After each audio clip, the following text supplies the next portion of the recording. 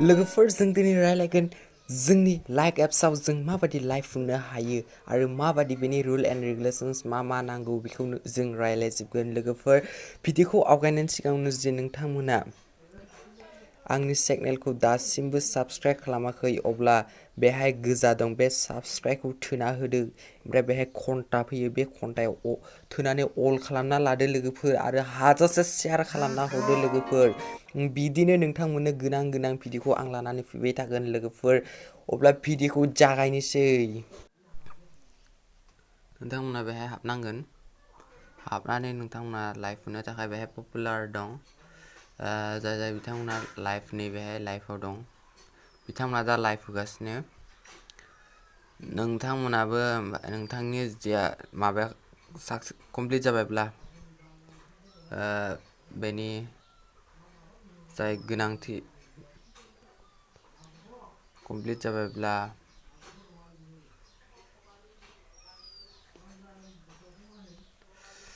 नोंथाङा बेहाय हाबनांगोन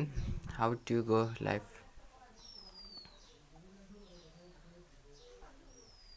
रिक्वायरमेन्ट नोंथाङा 16 बोसोरनि गिदिर जानांगोन नोंथाङा गावनि अरिजिनेल मोनथाम भिडिअ आपल'ड खालामनांगोन ओमफ्राय नोंथांमोना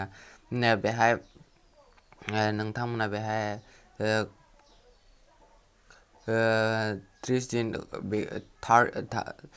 30 days नोंथांमोना बाहायना जानांगोन लाइक एप्सखौ ओमफ्राय नोंथांनो गोनां जागोन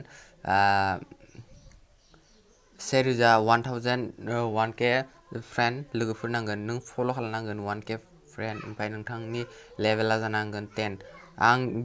आंना 35 बासो जायोमोन गिबियाव 35 बेनि उनाव 20 जादों बेनि उनाव दा 10 दा जोबोद खमावनो लाइभ मोननो हायो ओमफ्राय नोंथांमोना बेहाय एप्लिकेसन साक्सेसफुल आंना लाइभ गोनांखाना ओंखायनो एप्लिकेसन साक्सेसफुल होनना देखायदो टेप टु गो लाइभ बेहाय फैदो आंना नोंथांमोना बिदि फैनाय नङा नोंथांमोना बेहाय एप्लाइ होनना देखायगोन नोंथांमोननिया बिदिनो नोंथांमोना लाइभखौ मोननो हागोन इजिलिनो नोंथांमोना 1K माखौ खालामदो फ्रेन्डखौ फल' खालामनो 1K फ्रेन्ड खालामदो अब्लानो नोंथांमोना कमप्लिट खालामनानै नोंथांमोना लाइभखौ गोरलैयैनो मोननो हागोन लोगोफोर आसा खालामो बे भिडिअआ नोंथांमोननि थाखाय जोबोद मोजां नांदों एबा नोंथांमोना जोबोद मोजां नांदों हाजासे शेयार खालामदो